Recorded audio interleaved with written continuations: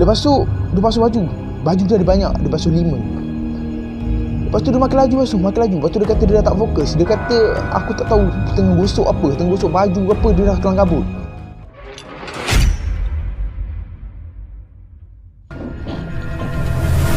Okay, Assalamualaikum korang semua. Jadi hari ni aku nak menceritakan tentang hantu asrama. Okay, jadi cerita ni bermula pada yang pernah berlaku pada diri aku sendiri, iaitu berlaku di sekolah menengah Sains Teluk Intan, ataupun lebih glamour kita panggil dia Semesti lah. Okay, kepada yang tak tahu, Semesti ni terletak di Perak, Teluk Intan Perak kat Teluk Intan. Okay, jadi ceritanya bermula masa tu aku baru form 1, aku baru masuk tau kat sekolah tu. Okay, dan nama blok aku adalah blok Omega. Dan aku ni bilik B5. B5 tu atas sekali dekat 3. Depan aku pula ada blok, nama dia blok Delta. Dan blok kami ni berhubung So kat sini kirinya ada macam titian lah, ada beranda semua lah. Dan tengah dia ni tangga untuk turun bawah. Sama juga dengan sebelah sini. Okay, faham kan? So budak-budak Omega dengan Delta ni kalau nak turun pergi kantin ke makan ke kelas ke, akan duduk pada tengah ni turun ramai situ kan. Jadi di atas sini ada satu atap tau. Jadi pada satu hari ni aku pergi mandi lah. Macam biasa ramai-ramai lah dengan kawan-kawan aku. Masa kita orang pergi mandi tu, aku perasan ada 2 ekor burung gagak warna hitam. Dia duduk bertinggi dekat atas tempat tangga belah hujung ada hutan. Jadi aku pelik tau. Setiap hari dia ada, dan dia tak ada sarang. Hujan ke, panas ke, berangin ke, dia tetap duduk situ. Tapi ada satu masa je yang dia tak duduk situ. Masa ada orang merokok. Saya dah cakap, bila ada je sini-sini aku, tak bukan kawan aku yang masuk tandas untuk merokok, dia hilang. Aku tak tahu dia pergi mana. I have no clue dia pergi mana burung tu. Jadi satu hari ni, aku ni memang suka tertanya-tanya kan. Dan aku suruhlah kawan aku yang tak berapa nak cerdik tu orang ni ambil kain. Tak tahu kain tu dia rembat mana, kat empayan siapa ni tahu. Burung-burung rembat baling kat burung tu. Kena burung tu buat dek macam tak reflect pun asyik tu kan. Lepas tu kan dia ambil batu, dia baling. Masa ni burung tu terbang pergi. Lepas tu kita orang macam sorak seronok, macam seolah-olah macam oh sebenarnya tu burung, seolah-olah macam dia terbang, oh jadi dia burung. Macam tu lah. Malam tu kawan aku ni masa tu solat maghrib. Dia dom sebelah aku, B7. Aku ni B6, dia B7. B7 tu sebelah aku. Belah sini ada B5. Dia kat blok aku tu ada B5, B6, B7, B8. Ada 4 blok. Dia kat B7. Aku memang biasalah masuk dom dia, nak ajak macam ramai kan, best lagi tengah ramai pergi surau kan. Masa tu solat maghrib tau. Aku ajak ada kawan sebilik, dia kata dia tengah mandi lagi. So aku masa tu kita orang lain-lain siap kan. Kita orang gerak je terus, kita orang tu pergi surau maghrib. Memang akan ada bacaan. Biasanya kalau hari lain ada bacaan al-mak surat, kalau hari Jumaat macam biasalah Yasin, surah Kahfi semua. Sampai lepas Isyak, lepas tu prep malam. Sampai prep malam, dia ni sekelas dengan aku tau, prep malam. Dan aku tak jumpa dia. Aku tak tahu, mula aku ingatkan mungkin dia masuk lambat ke, dia berak ke. Tapi dia tak ada. Dia tak ada dekat kelas. Kelas kita orang memang jauh daripada asrama. Dia tak ada. Jadi aku pelik tau, macam tanya mana dia pergi tau. Tiba-tiba tak lama lah, dalam sejam setengah lepas tu, tiba-tiba dekat asrama lelaki bunyi bacaan Yasin.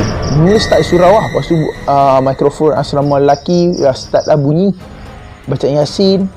Sampailah ke tempat sekolah pun bunyi bacaan Yasin. Dan masa tu kita orang dah pelik lah apa jadi.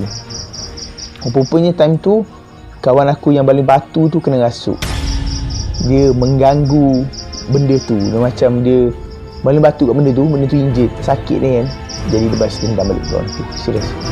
Dan sampai sekarang burung tu last kali aku tengok, berapa tahun dah aku ada kat situ, aku tengok burung tu masih ada. Setiap hari dia ada. Dia bertinggi dekat atas antara blok Omega dan blok Delta. Korang tak percaya, korang boleh tanya budak-budak Semesti. Aku tak tahu sekarang ni wujud ke tak. Asal umur aku sekarang dah 21. Ni cerita berapa tahun lepas punya. Tapi burung tu aku rasa mesti wujud lagi. 2 ekor bertinggi. Mata dia bulat itu. Dia bukan merah, tapi lingkaran mata dia warna merah pekat menyala. Macam mata kita gini kan. Lingkaran mata ni merah pekat menyala. Siapa cakap. Dan dia tak ada berkedip-kedip ke apa ke, tak ada. Dia tegak gitu. Hujan ke, panas ke, apa ke, sarang tak ada. Dia duduk tinggi, kosong. Atas tu memang kosong, tak ada apa-apa. Bukan atap biasa, atap yang straight tu, simen tu. Dia duduk tinggi, 2 ekor. Jadi 2 ekor berpasangan. Jadi itu je lah cerita aku yang pertama untuk malam ni tentang asrama. Memang orang kata tak berapa nak seram, tapi tak apalah kan. Bagi aku benda tu agak seram jugalah bila kau ada kat situ. Okey, jadi cerita seterusnya aku nak cerita adalah cerita yang pernah diceritakan kat aku melalui kawan aku. Okey, kawan aku cerita kat aku. Cerita dia macam ni. Masa tu SPM dah dekat. Jadi ceritanya mula seorang budak perempuan ni, dia target tinggi lah dalam SPM dia. Jadi dia mesti kena study hard. Betul. Jadi lepas prep malam, dia sambung study di bilik study asrama. Dia tak nak sambung kat bilik sendiri, sebab korang faham lah akan jadi sembang. Betul tak? Jadi sambung kat bilik study. Lepas tu dia tengah study. Macam biasa pukul 12 SBP kalau asrama confirm dah kena light off dah. Kalau waktu SPM ni mungkin warden akan bagi kesempatan baik, bilik study tu akan boleh dibuka sampai pukul 1 tak pukul 2. Tapi dalam cerita ni sampai pukul 1 je. Lepas tu bilik study pun kena tutup. Sebab kalau tak nanti kesihatan pelajar terganggu kan. Tak cukup tidur semua boleh sebabkan kematian tau. Jadi ceritanya perempuan ni rasa ilmu dia tak cukup lagi. Dia pun bawa lampu meja tu. Dia pergi turun bilik study, dia study kat situ seorang-seorang. Tak nak ajak kawan, tak nak study kat bilik, nanti jadi sembang. Jadi study seorang-seorang. Dia kata study. Setengah jam lepas tu kan, tiba-tiba pintu bilik study tu terbuka. Dia mesti dah tutup pintu bilik study tu, tingkap memang tutup. Bilik study perempuan kan, pintu bilik study tu tiba-tiba terbuka. Dia dah terkejut lah, dia ingatkan warden masuk check. Dia dah cuak lah. Masuk seorang perempuan. Dia tutup balik pintu tu, perempuan tu masuk, terus duduk depan meja dia. Perempuan tu buka buku, study. Dia pun pelik. Dia macam, oh, ingatkan warden ada lagi rupanya orang study macam aku. So dia pun sambung study. Study. Yang pelik yang dia kata, orang depan dia ni sentiasa ketuk meja. Faham tak? Dia ketuk itu. Macam setiap 20 saat tak. Jadi dia pun macam, mula dia tak hirau kan, study. Setengah jam tu baru dia perasan, macam mana orang depan ni study? Bukan bilik dah gelap ke? Orang depan tak buat lampu pun. Jadi dia pun dah macam tak sedar hati, macam bukan orang ni kan. Saat mana ada orang boleh baca buku ke gelap macam tu. Lepas tu dia pun tengok depan. Okey, dia pun mula start tengok perempuan yang ada betul-betul depan ni, tengah study. Kira perempuan tu membelakangi dia. Jadi bila dia tengok perempuan tu, okay, kita kalau member kita duduk tempat gelap, kita still boleh nampak mata dia warna putih, betul tak? Kita boleh nampak mata orang warna putih. Jadi dia kata masa tu dia tengah tengok perempuan tu, belakang perempuan tu lah, tapi dia kata nampak macam ada mata. Dia rambut tutup, tahu dia kata macam ada mata kat celah rambut tu. Mata tu ada banyak jalur-jalur warna biru dengan lingkaran merah. Dan mata dia seolah-olah terbeliak dan macam nak meletup keluar, faham tak? Dah ada darah aku. Dia nampak sikit-sikit antara rambut tu. Jadi dia pun buat apa? Dia ambil lampu meja tu, dia suluh perempuan tu.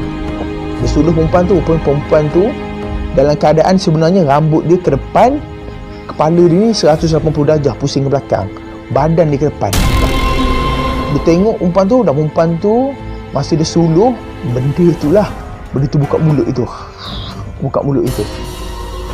Jadi kau rasa tak kena menjerit. Memang dia menjerit. Dalam hari tu keluar bilik, masa tu dah jerit macam tu, memang confirm lah warden keluar kan.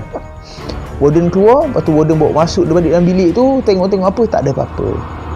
Dan masa tu dia kena marah lah. Memang dia kena marah kawan-kawan warden sebab tak tidur semua. Lepas tu mengganggu pelajar-pelajar lain ramai lah yang terjaga sebab dia jerit.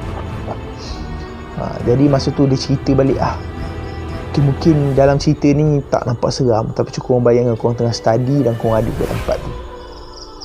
Korang bayangkan korang ada orang masuk study yang gelap, dia korang suluh muka dia, Kepala dia saja yang tengah berpusing. Ada orang dah buka mulut seluas-luasnya sambil tengok orang. Okey, jadi cerita seterusnya adalah sebuah cerita yang diceritakan kepada aku melalui kawan aku. Jadi maksudnya kawan aku cerita kat aku lah. Okey, jadi cerita ni macam ni. Cerita dia pasal seorang budak lelaki ni, dia nak basuh baju kat ampayan. Ampayan asrama tu macam ni tau. Ini ampayan, kat sini ada tandas. Belah sini ada bilik air baju kan. Masa tu budak lelaki ni lalu kat sini. Dia nak basuh baju. Tapi dia tak bawa lagi baju dalam baldi. Dia lalu, dia tengok ada ramai orang tengah basuh baju. Ada 5-6 orang. Jadi dia pun macam malas lah ramai kan. Dia naik bilik. Masa dia naik bilik ni, dia tertidur tau. Kemudian dia terjaga balik dalam pukul 2-3 pagi. Baru dia sedar dia tak basuh baju lagi. Dia dah gelabah. Dia ambil baju semua, dia turun pergi ampayan. Masa tu dalam pukul 2-3 pagi lah. Dalam anggaran sahajalah. Dia memang kena basuh juga baju masa tu sebab esok itu sekolah. Dia hari tu dia kena sekolah lah. Baju semua tak basuh lagi, takkan nak pakai baju busuk bawa kepal, malu tengok awet kan. Jadi masa tu dia pun basuh baju. Dia kata ada seorang lagi yang tengah basuh baju, tapi orang tu duduk di ujung sekali. Okey, aku bagi gambaran. Ampayan tu contoh panjang gini. Dia kat sini, budak lelaki tu dia basuh baju kat first ni. Jadi tempat dia terang tau. Lampu pula hanya ada 3. Ujung sekali ni rosak, 2 je menyala. Jadi makin ke belakang ni dia jadi makin gelap. So depan ni lagi terang, ada lampu koridor semua. Jadi dia ada 1 ampayan, 2, 3, 4, 5 ampayan buat tempat basuh baju kan. Dia ada 5. Dia first, yang seorang budak tu ujung sekali tu. Jadi masa tu dia tengah basuh baju, dia tengok budak ujung. Dia kata dia tak pernah nampak budak tu. Macam bukan pelajar situ. Tapi takkanlah bukan pelajar situ basuh baju kan. Jadi dia kata dia tengok je. Lepas tu dia macam teruskan basuh baju. Dia tengok lagi. Dia tengok. Dia perasan ada satu yang pelik dekat orang yang dia tengok tu. Apa yang pelik? Okey, dia basuh baju. Dia kata budak ujung tu tak bawa sabun dan tak bawa berus. Dia hanya gosok, empas macam tu. Dan baju dia pula berwarna hitam, kemerah-merahan dan ada bulu. Bulu yang dah basah tu, korang tahu tak? Dia macam melekat banyak-banyak gitu kan. Dia jadi macam tebal lah, satu-satu ada yang terbaring gitu kan. Dia kata bulu. Lepas tu dia baling, lipat gitu. Tekan. Dia kata setiap kali dia tekan kan, akan keluar bau yang agak busuk. Dan macam ada air yang mengalir ke bawah tu, warnanya hitam merah-merah. Lepas tu dia kata masa tu dia tak sedar hati lah. Dia kata ada something wrong somewhere kan. Tapi tak boleh nak buat apa, dia tetap kena basuh juga baju tu. Dia basuh. Lepas tu dia perasan tau, bila dia tengok kan, orang yang basuh baju tu tengah tengok dia juga. Dia kata orang tu tengok dia dengan muka sangat serius, mata terbiak gitu. Kau boleh bayang. Cuma korang bayang kan, orang tengah basuh baju malam kat asrama, korang tengok di sebelah. Orang sebelah kau tak tahu dia tengah basuh apa, dia tengok kau balik mata terbeliak gitu, muka serius ni.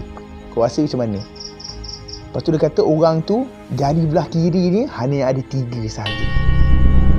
Dia perasan jari dia seorang tu ujung belah kanan kan, yang basuh baju budak tu tengok gitu. Orang tu tengok gini, mesti nampak dia berjari kan. Dia kata ada 3 jari. Dia kata masa tu dia memang dah mula start istighfar apa semua, mengucap apa. Lepas tu dia kata dia buat kan, dia kuatkan semangat, dia basuh baju. Tapi lebih cepat, dia nak cepat. Dia fokus, dia basuh baju. Bila dia tengok sebelah, keampayan tadi ada 5 kan, orang basuh baju tadi kan, ada keampayan keempat. Lepas tu dia basuh lagi. Dalam 10 minit dia tengok balik, tu ada keampayan ketiga. Lepas tu dia basuh, lepas tu dia kata aku tak nak tengok apa ni. Lepas tu dia dengar bunyi ampayan kedua, pipe-nya dibuka. Bila buka keluar bunyi air. Lepas tu bunyi dia pampah baju, makin dekat dengan dia. Lepas tu dia basuh baju dia ada banyak, dia basuh 5. Lepas tu dia makin laju basuh. Lepas tu dia kata dia dah tak fokus. Dia kata aku tak tahu tengah gosok apa, tengah gosok baju apa, dia dah kelang kabut. Tiba-tiba dia dengar bunyi ampayan sebelah dia pula dibuka. Masa tu dia kata dia dah diam, kaku. Dia tak tahu nak buat apa. Dia nak lari tapi rasa tak boleh nak lari. Dia dah keras macam tu. Lepas tu dia kata dia nampak 3 jari tu ambil sabun dia. Lepas tu dia kata, abang nak pinjam sabun. Lepas tu budak lelaki tu dah tak larat. Dia dah macam, dia cakap masa tu dia dah pening-pening dan dia rasa nak pitam, rasa nak pengsan. Dia jatuh terduduk. Lepas tu dia tengok macam tu, ada budak lelaki yang makin dekat dengan dia, yang ujung tadi tu. Jadi itu adalah cerita asrama yang aku boleh ceritakan kat korang untuk malam ni. Terima kasih kepada yang mendengar sampai habis. Jangan lupa untuk subscribe. InsyaAllah aku akan rajin untuk cerita yang selanjutnya kalau korang bagi respon yang baik. Okey, selamat malam.